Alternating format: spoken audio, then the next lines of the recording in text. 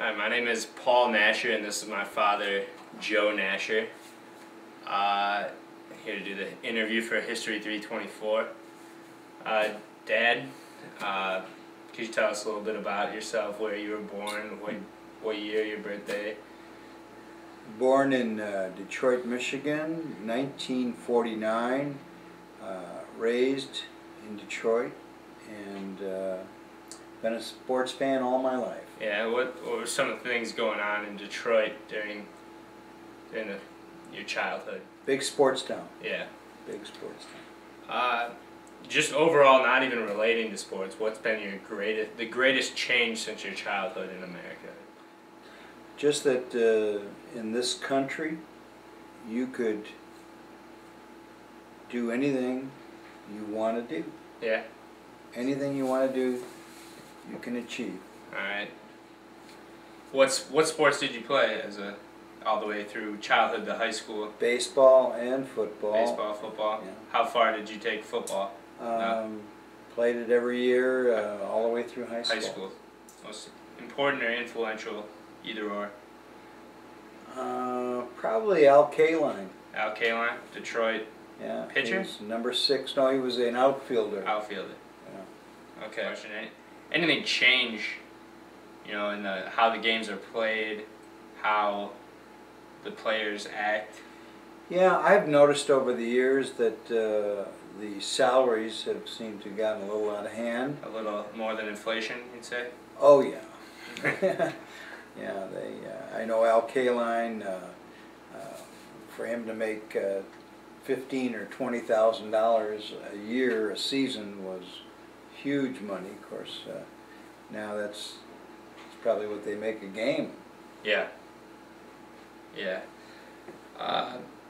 Now, I don't know if you have any high school football or any Little League baseball, but what's the most exciting game that you've either participated in or that you've seen on television or live? Well, I've probably been one that I participated in. Yeah. Tell me a little bit about it. Well, I was a senior in high school, and we were playing Shrine of the Little Flower. You played for who? Benedictine High School. Okay. And it was a very close game, competitive game, and we were actually down by a touchdown, and we came back to tie, and didn't win the game, but we tied it.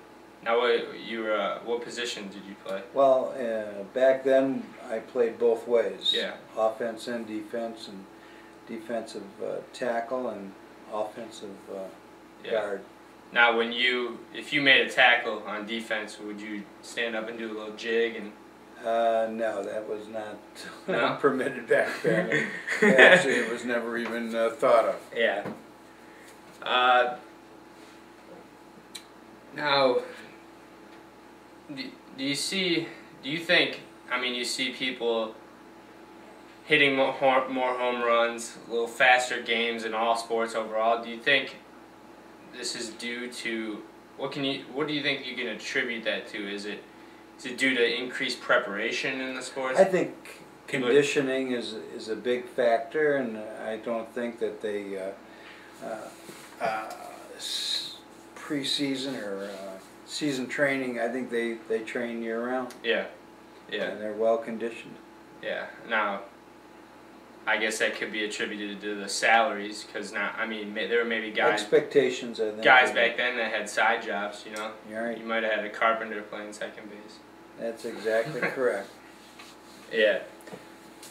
Now, what about the relationship between teams and fans? Do you see that at all changing over the years, or are fans? Well, I know that back when I was your age, the fans seem to be a little closer to the players. Yeah. Now they seem to be isolated. You can't get to them. They are not as free with their time. Yeah. But back then, they were always giving their time.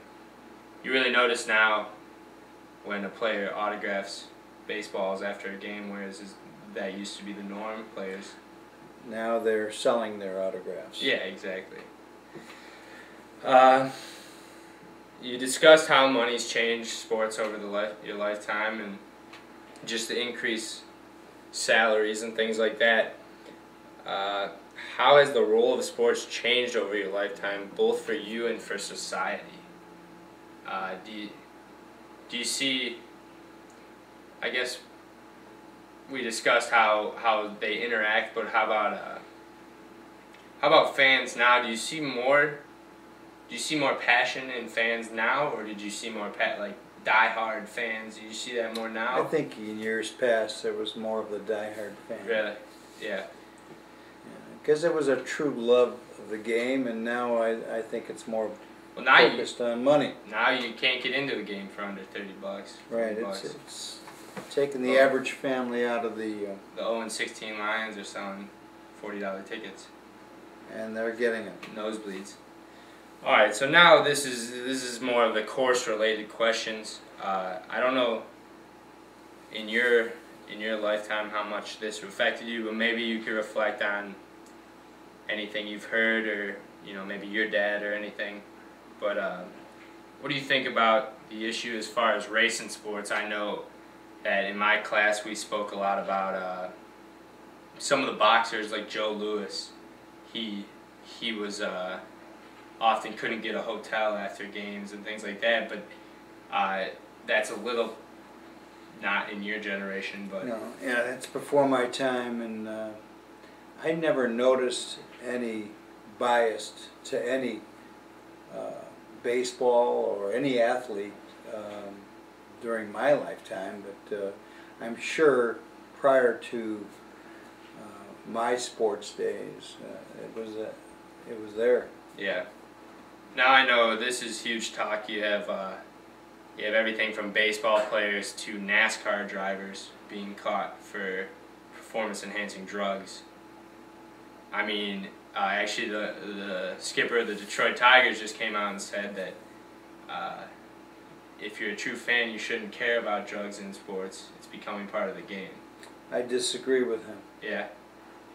Why? Because it's tarnishing records? I records? don't think there's any room for drugs in sports. I mean, doesn't it make it more exciting? You want to see home runs? Not by drug enhancing. Yeah, you want to see the natural ability to step forward. So final question as far as my course goes. What do you think about the development of women in sports?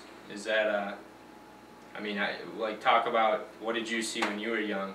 Do you see was the LPGA tour? I think they've come a long way, and I don't think that there's any bias as there was back in my earlier days. You did not see the exciting PGA Tour. You didn't see that. Yeah, and people spending their money on WNBA tickets and things like that. It just wasn't there. Yeah.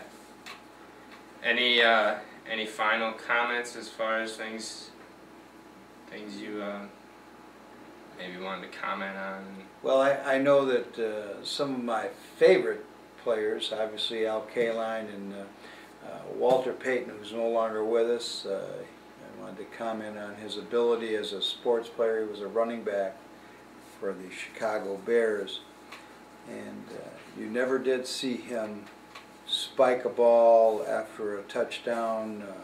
I know that Barry Sanders was the same way, but he was about 15 years ahead of Barry Sanders, but he was a true individual and passed on too quickly. Now, a final question just pertaining to where we're located.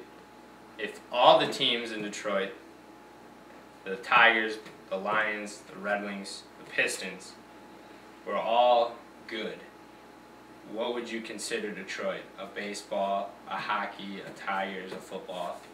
Just a sports town.